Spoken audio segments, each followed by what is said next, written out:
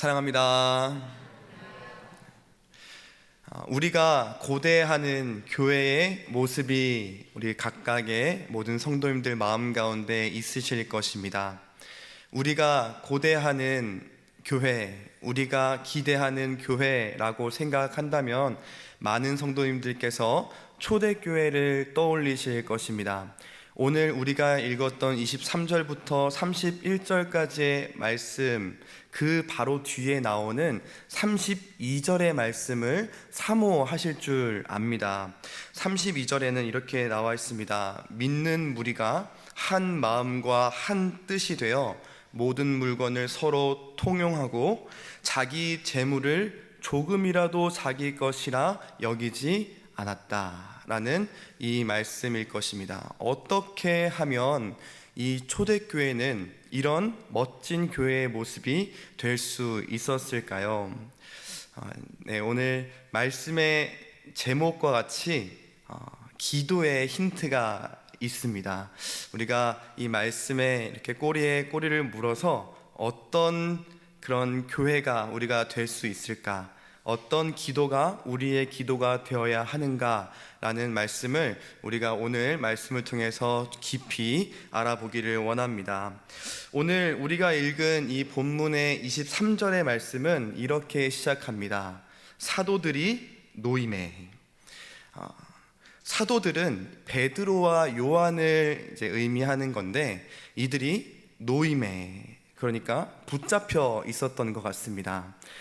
누구에게 붙잡혔을까요? 앞정 이렇게 말씀을 보면은 제사장들과 바리새인 사두개인들에게 붙잡혀 있습니다. 왜 붙잡혀 있을까요? 우리 사도행전 1장부터 쭉 말씀을 살펴보면 예수님께서 이제 하늘로 승천하신 뒤에 베드로를 통하여 하나님의 말씀이 선포되어집니다. 그래서 그 선포되어지는 말씀의 끝에마다 하나님께서 역사하시는 표적과 기사들이 많이 일어났습니다. 그것을 보고 또 하나님의 말씀을 듣고 많은 이들이 하나님을 믿고 돌아오는 역사가 일어나게 된 것이죠. 이에 종교 지도자들은 이 베드로와 요한을 싫어하였다라고 말합니다. 이에 베드로와 요한을 싫어하여 그들을 잡아 가둡니다. 그래서 잡혀 있었던 거예요. 여기에서 이제 종교 재판과 같은 그런 모습들이 나타나는데 이 베드로와 요한을 이 종교 지도자들 그리고 그 회당에 모인 사람들이 둘러싸서 그 가운데 세웁니다. 그리고 이야기를 합니다.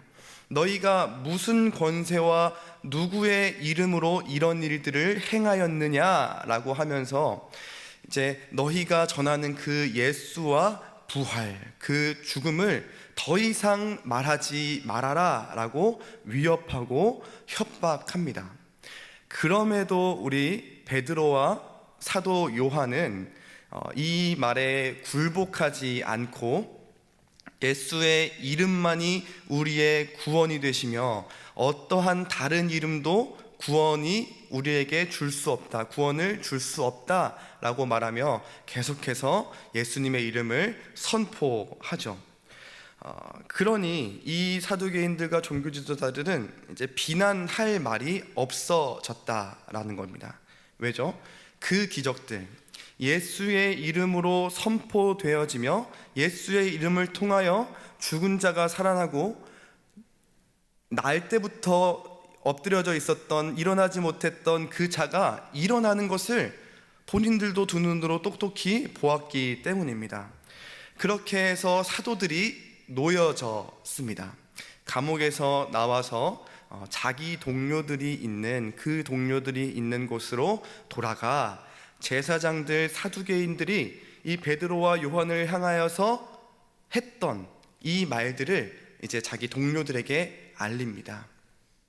그래서 이제 이 사랑하는 이 믿음의 동역자들과 드디어 만나게 되는 이런 모습이 지금 이 23절의 모습인 거죠. 베드로가 복음을 전했더니 수천 명이 돌아오고 나면서부터 못 걸었던 자가 일어나게 되고 예수님을 죽였던 그들에게 담대하게 굽히지 않고 말씀을 전했더니 그들도 우리를 어쩌지 못하고 우리를 놓아줄 수밖에 없었다라는 이런 정말 영웅적인 그런 이야기들을 동료들과 동역자들과 나눴습니다.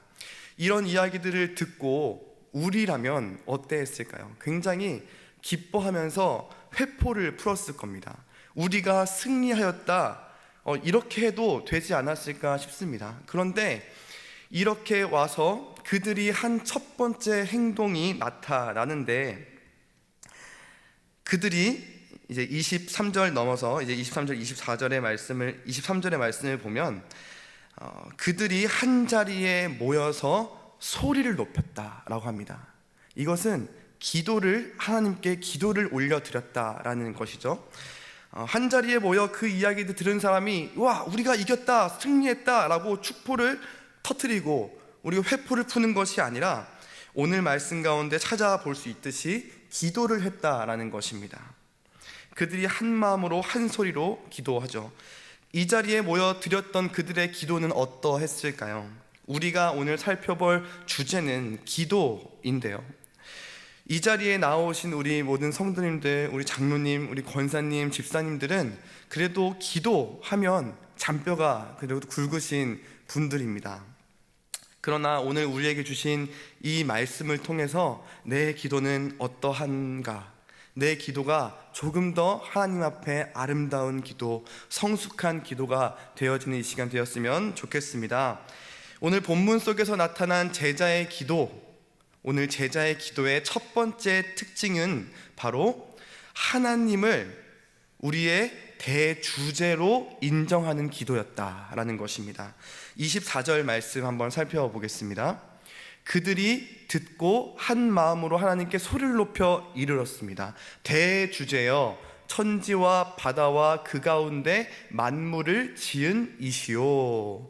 여기서 대주제여라는 것은 굉장히 강력한 통제자, 절대적인 권력자를 의미하는 것인데, 그 권력자가 천지와 온 바다와 그 가운데 만물을 지은 창조주이시다라는 것을 말씀해 주고 있습니다. 우리는 이 말씀이 우리의 삶뿐만 아니라 우리의 모든 신앙생활 가운데 굉장히 중요한 부분임을 우리는 인지하고 있어야 합니다. 삶을 살아가다 보면 참 여러 가지 일들이 많이 나타나죠. 참 여러 가지 고민들과 또 어려움들, 또 우리 자녀들의 학업과 진로, 또 결혼, 그리고 재정적인 돈의 문제들, 그리고 질병, 몸의 아픈 문제들, 심지어는 죽음까지도 이 하나님이 우리의 창조주이시며 대주제이시라는 이 사실 앞에 많은 것들이 무용지물이 되어 버립니다. 왜냐하면 하나님께서 이 온 만물과 온 세상을 창조하신 하나님이 창조주이시고, 그 창조주 하나님이 우리의 아버지 되어 주시기 때문입니다. 우리의 아버지 하나님이 창조주이신데 이 세상의 어려움들, 고통들, 질병들, 심지어 죽음까지 우리에게 어떤 문제가 될 수 있겠습니까? 우리의 하나님은 창조주이시고 그 창조주는 우리의 아버지 되어주셔서 가장 우리에게 좋은 것을 내어주시는 분임을 우리는 믿으면 좋겠습니다. 28절 말씀 한 번 더 보여주시죠. 네, 하나님의 권능과 뜻대로 이루려고 예정하신 그것을 행하려고 이 성에 모였나이다. 그 하나님의 절대적인 주권 아래 있다면 모든 일들은 하나님의 권능과 뜻대로 이루어진다. 하나님의 권능과 뜻대로 이루어진다는 것을 우리는 인정할 수밖에 없는 것입니다. 이게 무슨 말이냐? 우리 아버지가 하나님이시고 창조주이시라는 것을 우리가 안다면 우리가 지금 있는 이 자리와 이 공간과 이 시간 가운데 일어나는 모든 일들은 하나님의 주권 아래 있음을 우리가 인정할 수밖에 없다는 뜻입니다. 그렇다면 그 하나님의 권능과 뜻대로 무엇을 행하셨을까요?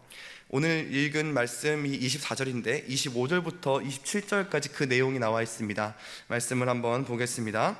이 25장 27절은 시편 2편 1절 2절 말씀을 인용해서 이제 말씀하신 내용인데, 또 주의 종 우리 조상 다윗의 입을 통하여 성령으로 말씀하시기를 어찌하여 열방이 분노하며 족속들이 허사를 경영하였는고 세상의 군왕들이 나서며 관리들이 함께 모여 주와 그의 그리스도를 대적하도다 하신 이로소이다.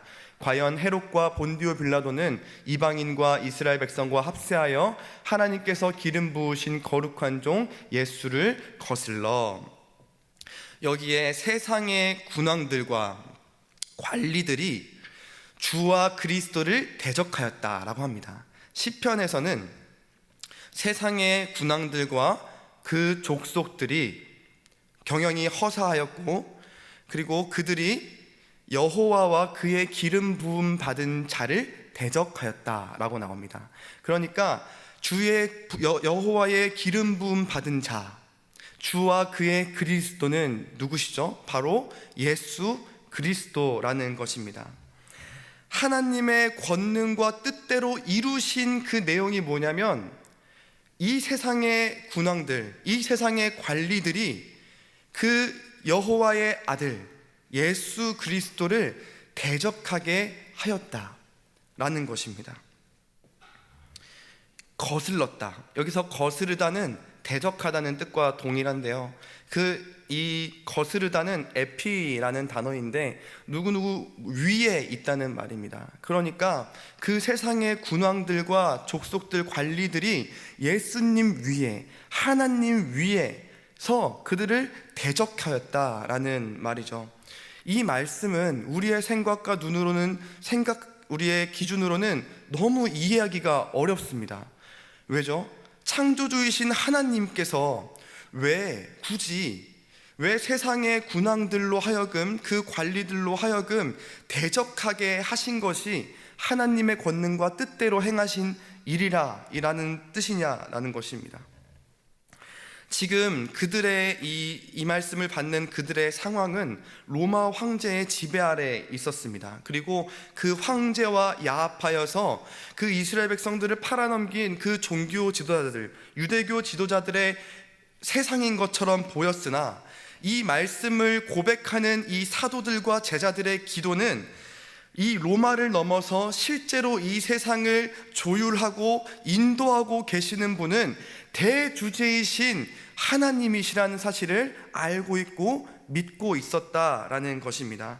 그렇기에 예수 그리스도를 대적하는 이 일들, 그리함으로써 예수 그리스도를 대적하는 것, 그래서 예수를 따르는 우리가 받는 그 핍박과 어려움들, 죽음의 위험들, 경제적인, 사회적인, 문화적인 고립 안에서 당하는 그런 어려움들을 받았을 때 불평하지 않고 불만하지 않을 수 있었다라는 것입니다. 오히려 열방과 족속이 허사를 경영하고 세상의 군왕들이 모여서 하나님과 그리스도를 대적하는 이 일이 하나님의 뜻 아래 있음을 인정하고 그 하나님의 뜻 아래 있음을 고백하는 것입니다. 이러한 제자의 기도와 비교하여 우리의 기도는 어떠합니까? 우리의 기도는 모든 상황과 환경 가운데 여호와를 대주제임을 인정하는 기도입니까? 또 우리 기도는 모든 것이 하나님의 뜻 아래 있음을 인정하는 기도입니까? 아니면 하나님 왜 나에게 지금 이런 상황을 주신 거냐며 하나님께 원망하고 불평하는 기도입니까? 아니면 나에게 이 주어진 어려움을 가져가시고 하나님 좋은 상황과 환경을 달라며 하나님의 뜻을 움직이려는 기도입니까? 이제는 우리의 기도가 상황과 환경을 탓하고 하나님을 탓하고 하나님께 때를 부리는 그런 기도가 아니라 우리를 어떠한 상황 가운데 놓으셨다 하더라도 하나님의 섭리와 뜻 아래 있음을 인정하고 하나님을 우리의 대주제로 인정하는 그 제자의 기도와 같이 되시기를 예수님의 이름으로 축복합니다. 본문 속에서 나타나는 조금 더 깊이 들어가서 두 번째 특징이 있습니다. 바로 이 제자의 기도는 예수의 이름으로 이루어지기를 기도하는 것이었다라는 겁니다. 4장 29절 30절 말씀 보겠습니다. 주여 이제도 그들의 위협함을 굽어 보시옵고 또 종들로 하여금 담대히 하나님의 말씀을 전하게 하여 주시고 손을 내밀어 병을 낫게 하시고 이 표적과 기사를 거룩한 종 예수의 이름으로 이루어지게 하옵소서. 제자들에게는 자신들에게 처해진 이 모든 상황이 하나님의 손 아래 있음을 인정했습니다. 그래서 지금 우리에게 주신 이 상황과 환경을 바꾸려고 한 것이 아니라 이 상황 가운데 하나님의 일하심을, 이 상황, 어려운 상황 가운데서도 이 어려움을 하나님께서 이 위협을 살펴주셔서 바라봐 주셔서 내가 이 어려움 가운데에서 하나님의 말씀을 선포하는 것에 부족함이 없을 수 있도록 우리에게 힘을 더하여 달라. 하나님의 말씀을 증거하고 표적과 기사를 예수의 이름으로 이루어지게 해주십시오 라고 기도하고 있는 것입니다. 그 상황을 바꾸려고 한 것이 아니라 대적자들을 무력하게 해달라고 기도한 것이 아니라 그 상황을 인정하고 하나님께서 그 위협함을, 그 행보를 알아보셔서 우리가 그에 상응하여 일할 수 있도록 기도했던 것입니다. 이 위협이 불가피하게 일어날 것이라는 전제 아래에서 계속적인 그들의 대적자들의 반대와 위협 가운데에서도 교회가 주님에 대한 증거를 포기하지 않을 수 있도록, 그래서 그들의 모든 표적과 기사로 말미암아 거룩한 종 예수의 이름이 드러나게 해달라 기도하는 것입니다. 사랑하는 성도 여러분, 예수의 이름으로 기도한다는 것이 무엇입니까? 우리가 바라는 것, 우리에게 필요한 것, 지금 우리의 상황과 환경 가운데 너무나 간절한 그 기도의 제목들을 이렇게 택배 상자 안에 넣어서 예수님의 이름표를, 송장을 갖다 붙이는 게 예수의 이름으로 기도하는 것입니까? 내가 좋은 것, 내가 하고 싶은 것, 내가 바라는 것을 꾹꾹 눌러 담아서 내 이름으로 기도하는 것보다, 그래, 하나님의 아들 예수님의 이름으로 기도하면 하나님이 더 잘 받아주시겠지 라는 생각으로, 그런 마음으로 예수의 이름으로 기도하는 것입니까? 그렇지 않습니다. 예수의 이름으로 이루어지게 기도한다라는 것은 내가 생각하는 것, 내가 바라는 것, 내가 원하는 것을 하나님께 올려드린다는 것보다 나의 생각과 나의 기준과 나의 계획은 내려놓고 나의 기도가 예수의 이름으로, 예수의 뜻으로 변하게 해달라. 나에게 주어진 이 앞에 주신 이 말씀과 연결해서 살펴보면 나에게 주신 이 어려운 상황과 환경 가운데 내 부족한 마음을, 내 이 상황을 더 좋은, 더 살기 좋은, 더 행복한 것으로 바꾸어 달라는 기도라기보다는 이 상황 가운데 하나님의 뜻이 이루어지기를 원합니다. 내 뜻이 이루어지는 게 아니라 예수의 이름으로, 예수의 뜻대로 이루어지기를 원합니다 라고 기도하는 것이 바로 예수의 이름으로 기도한다라는 뜻입니다. 이런 제자의 기도와 비교하여 우리의 기도는 어떻습니까?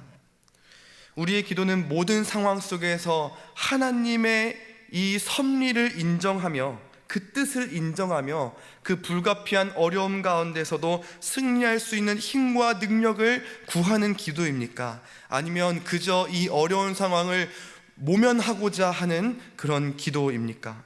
또한 우리의 기도는 우리 삶 속에서 나타나는 모든 행사가 주 예수의 이름으로 이루어지기를 간구하는 기도입니까? 아니면 나만의 뜻만을 이루고자 하는 기도입니까? 이런 제자의 기도가 될 때 우리의 고백들이, 이러한 제자의 고백들이 될 때 초대교회의 모습이 되는 것입니다. 모든 믿는 자들이 한 마음과 한 뜻으로 서로 자기 물건들을 통용하며 자기 재물을 더 이상 내 것이라 말하지 않는 그런 교회. 하나님이 우리의 대주제이시오 창조자이심을 고백하며 내 뜻을 이루는 것이 아니라 하나님의 뜻을 이루는 교회가 되기를 간절히 기도하는 교회의 모습이 될 때 우리의 모든 훈련들, 우리가 하는 모든 제자 훈련, 또 골방기도, 모든 순모임, 준비하는 우리 목양팀별 가족 수련회까지도 의미가 있게 되는 것입니다. 그 모든 사역들로 하여금 우리의 기도가 이렇게 제자의 기도와 같이 변해야 할 줄 믿습니다. 말씀을 맺겠습니다. 제자의 기도는 하나님을 대주제이심을 인정하는 기도입니다. 또한 예수님의 이름으로 이루어지기를 원하는 기도입니다.